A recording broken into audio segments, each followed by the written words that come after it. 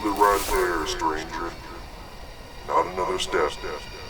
I got you covered. Don't you bother looking around for me. You ain't gonna find me. Now let's just take this nice and easy and nobody gets hurt. First thing I want you to do is point that funny looking crossbow thing you got right there down at the ground and fire it off. Get to it, stranger. If I gotta ask again, it'll be my hellhound pistols that'll be doing the talking.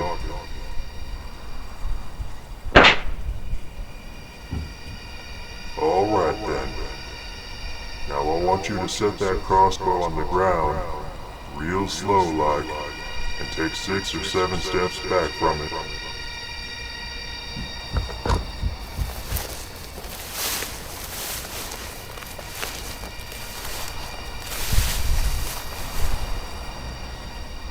Now you just stay right where you are, and I'm gonna come on down to meet you.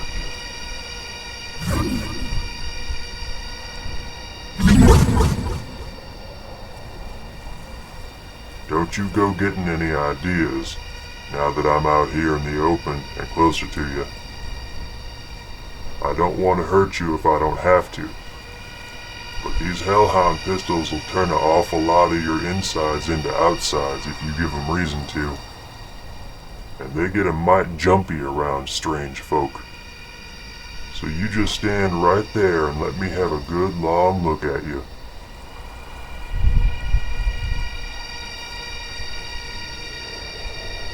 Well, I gotta say you don't look like one of them fey creatures. Leastwise, you ain't got pointy ears, so you can't be an elf.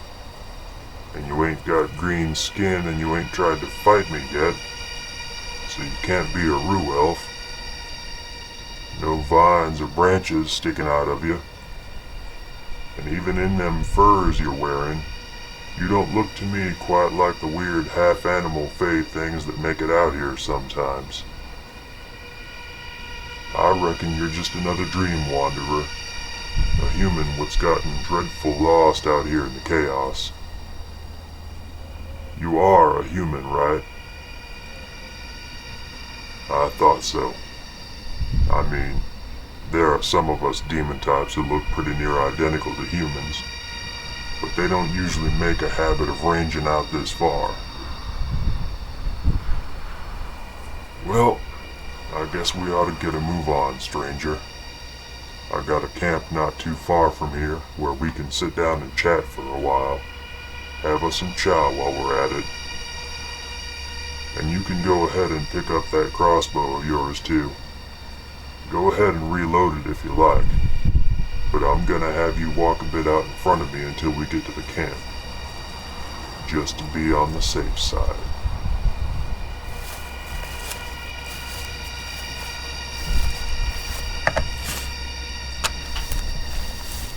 And watch where you step, stranger. There's biter snakes out here, and it's best if you don't get bit by one.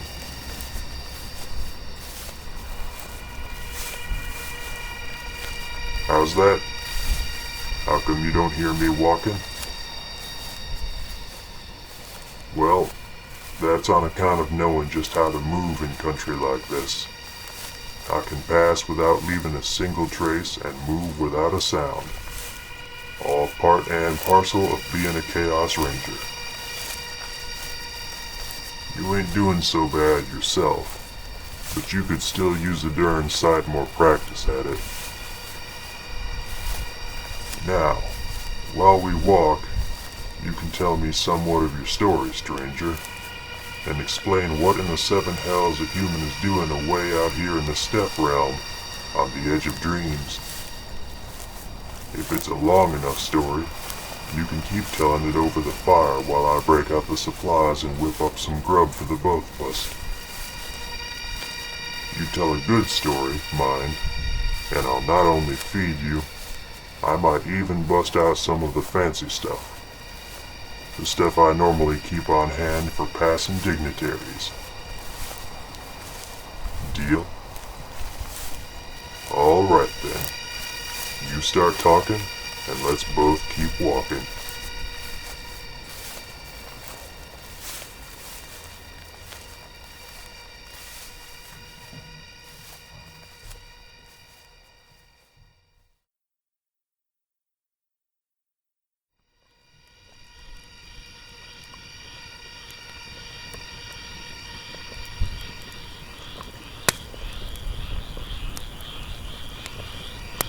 Well, stranger, it's quite the interesting story you tell.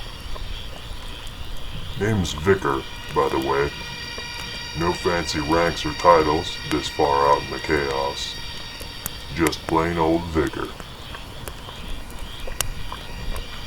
Pleasure to make your acquaintance. Here's your eating ware.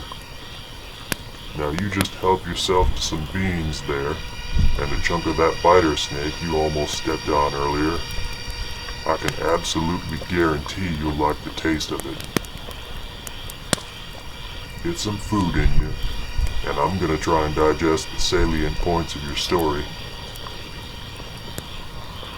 Now, feel free to chime in at any point if I get something wrong or go off on a false trail. So, the whole reason you're out here in the first place, you think, is because you got a dreamin' one night and it was real vivid and clear, and you dreamed yourself all the way out here. That right so far? And your dream of whatever it was kind of faded into a strange mist, and then you started seeing bits of grass and rock ahead of you, and you followed them as the mist got clearer and clearer, and found yourself out on the open steppe. Nothing but grassland all around, and the open sky above. Still on the right trail? Yeah, it sounds about right. That mist you came wandering through, that's the outer veil of the Dreamlands. It's what passes for a border between the Chaos Realms proper and the places where dreamers go when they sleep. Usually dreamers stay in the Dreamlands and go back to the mortal realm when they wake. Sometimes, though, they just keep dreaming, and they get to wandering, and the dream is so vivid that it pulls the dreamer's body in after them. And that's how you get folk like yourself a-wandering in out of dreams and into the chaos. And you've been out here on your own for how long now? Can't say as I blame you. Time can get funny out here on the edge of things, especially when you get close to the Dreamlands. How many times you remember sleeping since you got out here? That long, eh? No wonder you're so well kitted out then. Tanned hide clothing, something we'll call shoes out of kindness, a pack and some pouches for hauling stuff, and that knife you got on your belt, and that crossbow of yours. That must have taken a fair bit of work out here on the steppe.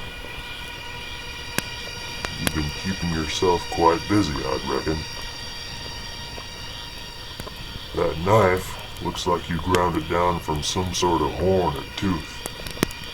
I'm gonna guess you found the bones of some long-dead critter back there somewhere? I thought so. Same bones you used to cobble that crossbow together? Well, you're right on that account. Wood is mighty scarce out here in the steppe. You did right to use what you had. You mind if I take a look at that crossbow? Tell you what. You unload it and hand it here, and in return I'll let you have a gander at one of my hellhound pistols. Deal? Alright. This here is Gita. She's a bit friendlier than Chessie. Less apt to take offense at strangers, anyway.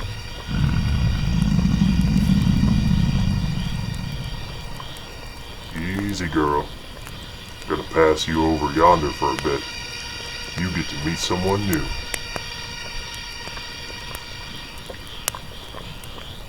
She'll tolerate a bit of handling before she starts getting her hackles up. Oh, just, don't look straight down her barrels. She's apt to take that as a challenge, and you don't want that. Go ahead, look her over. You ain't gonna set her off on accident. Hellhound pistols only fire for a handler they're bonded to, or on their own if they see a need.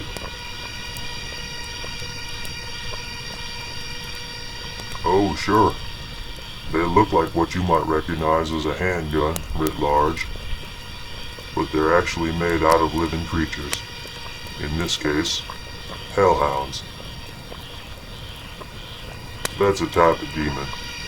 Some places they raise them up like cattle and breed different sorts of them for different uses. The basic type of hellhound is, well, I guess like a dog, if you bred your dogs to nightmares for generations, and threw in the occasional fever dream by way of broadening the gene pool. I picked these two out special. Bought 'em from a breeder in Carcery, and got 'em specially formed and shaped into pistols by a real clever chap who lives out in the Dreamlands. A fellow by the name of Amenitos.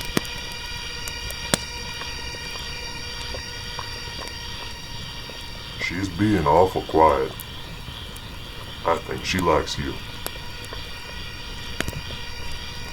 Oh, she'll let you know if she wants you to let go of her. Now, let's have a look at that crossbow.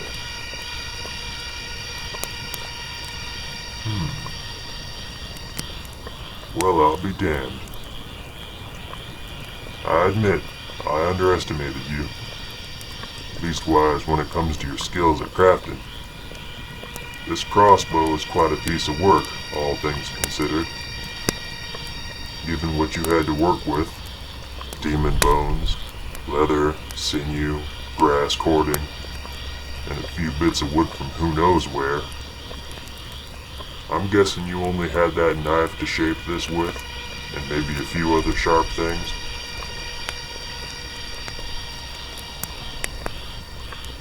Nicely done. How far will it throw a bolt? Well, damn. I wonder what you could do with better tools and materials. Alright then. I'm gonna hand this back to you. You did good making it. Keep it close to you. Something like that, made out here in the chaos and made out of need. Something like that, sometimes it starts to take on a life of its own. It acts less like a possession, more like a companion.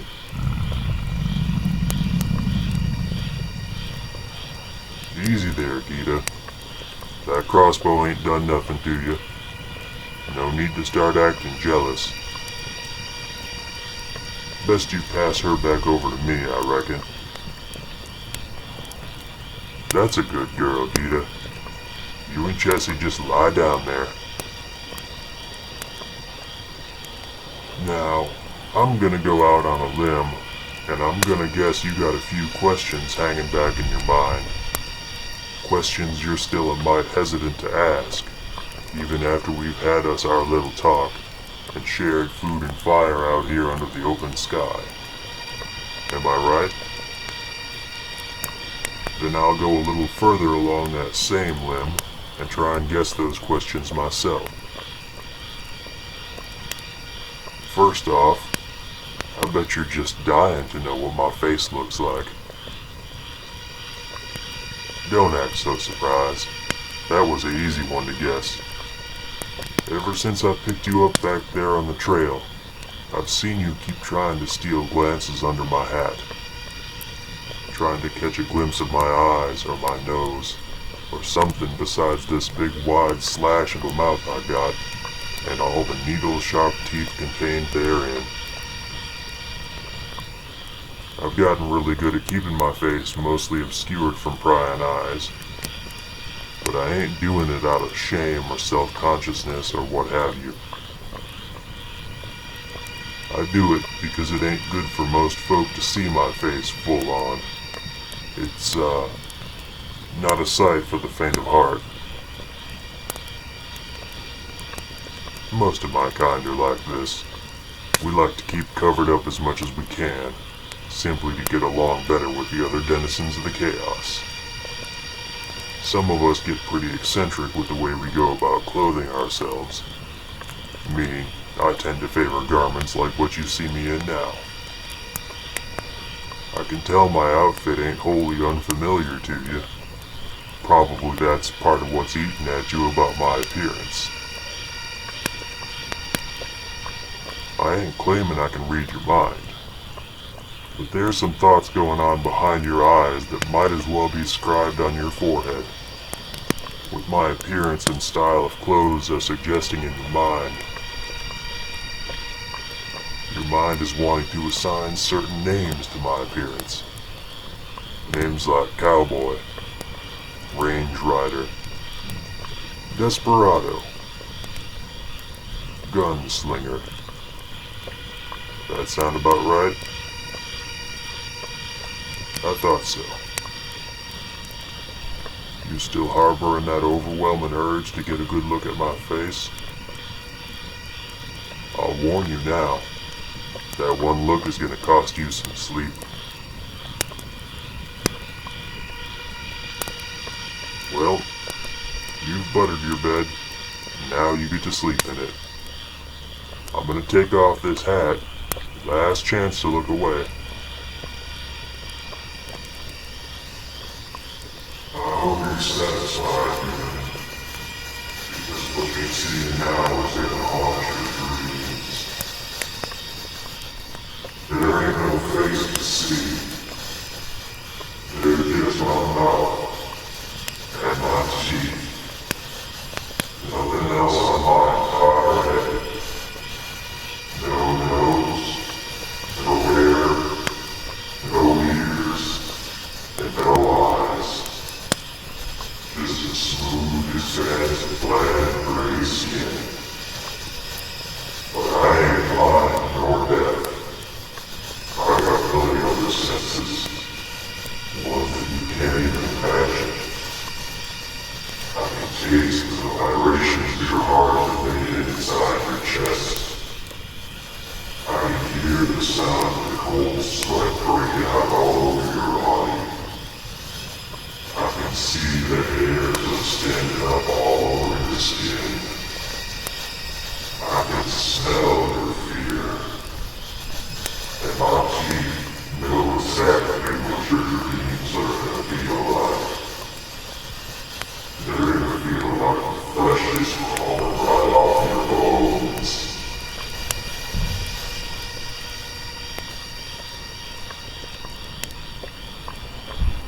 I did warn you. That satisfy your curiosity? I'll give you a bit of time to calm down and collect yourself.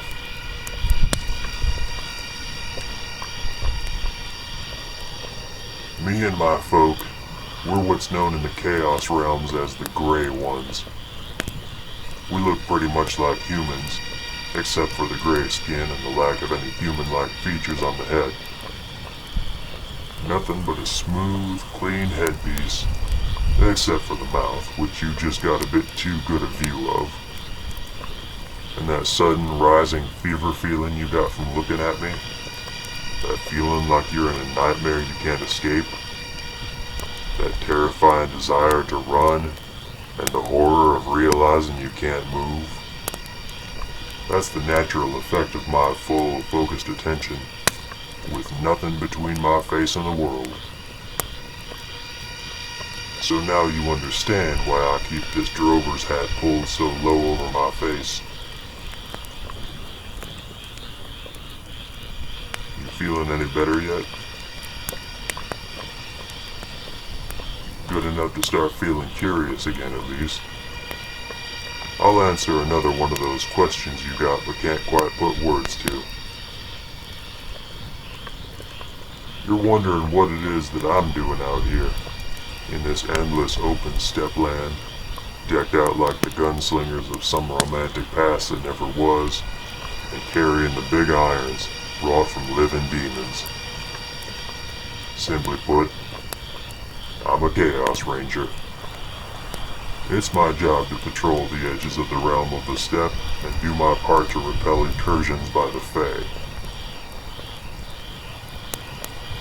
Fae. Fairies. The weirding folk that share your mortal realm. You look mighty confused. I'm guessing you're not one of the fortunate few that are aware of the Fae and the dickens they get up to. I won't burden you with the details of it. You don't need that right now. Let it suffice for me to say that the stories you humans have about fairies and elves and forest spirits and all that stuff, they're not all true, and they're not all accurate. A lot of the Fae are dangerous, and a good many types are stone-cold killers. And there's an almighty lot more of them than most humans think. More than that, I don't think I ought to tell you just now. Might get you thinking along uncomfortable lines of thought, which you don't need right now. You got enough to worry about on your own account. You're definitely not in your own world anymore. You're out here, in the back 40 of the ass end of nowhere, with nary a clue as to how this new world around you works. And that leads us towards the answering of the last question I can see, smell, taste in your mind. You want to know if there's some way I can help you out of this mess. Well, the best I can do for you is directions and advice. You ain't gonna be able to find your way back out to the Dreamlands and back to where you belong from here. If you got lost on the way in, you're gonna be just as lost on the way back. So your best bet is to keep on heading further into the chaos. Ain't many demon types out here in this land. Leastways, not many that are intelligent enough to be curious about you and also mean enough to try to mess with you. You'll be able to find enough game out here to keep you fed if you stick to critters that look like what you're used to back where you're from. There's a lot of similarities between the world of humans and the worlds of the demons, but there's a lot of differences too. Anyway, you're gonna want to make for the nearest transportation depot. From where we are now, you'll want to travel for about 10 days.